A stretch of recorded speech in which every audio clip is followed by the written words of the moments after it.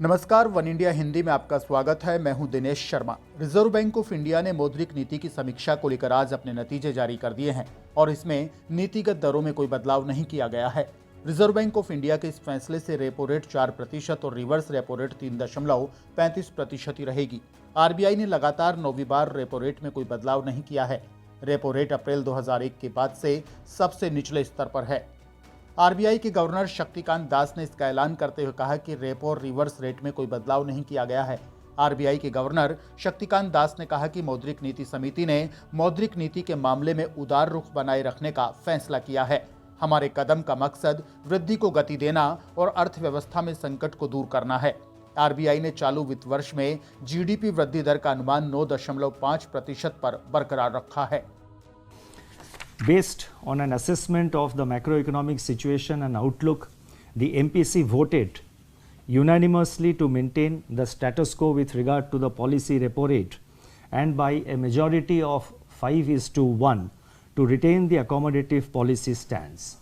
Consequently, the policy repo rate remains unchanged at 4% and the stance remains accommodative as long as necessary to revive and sustain growth on a durable basis and continue to mitigate the impact of COVID-19 on the economy while ensuring that inflation remains within the target going forward.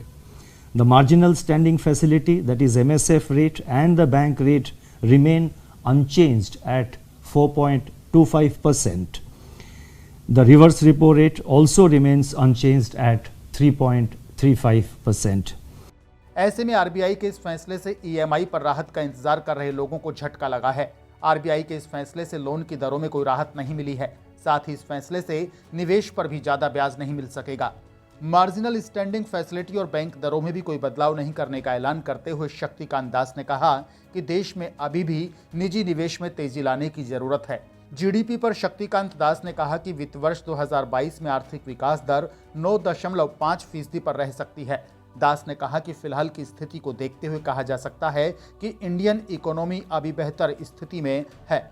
Shaktikanta Das ने कहा कि corona का Omicron variant आने से स्थितियां थोड़ी अनुकूल हैं, लेकिन हम वित्तीय स्थिरता को बनाए रखने के लिए सिस्टम में लिक्विडिटी की कमी नहीं होने देंगे।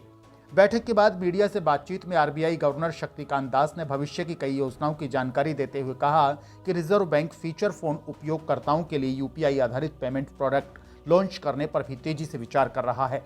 वहीं देश में लगातार महंगाई की मार से परेशान लोगों को आरबीआई से उम्मीद थी, लेकिन इस बार भी उनकी उम्मीद को झटका लगा है।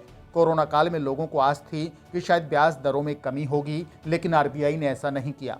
इस खबर में फिलहाल के लिए इतना ही। ताजा अपडेट्स के लिए आप बने रहिए वन इंडिया हिंदी के साथ।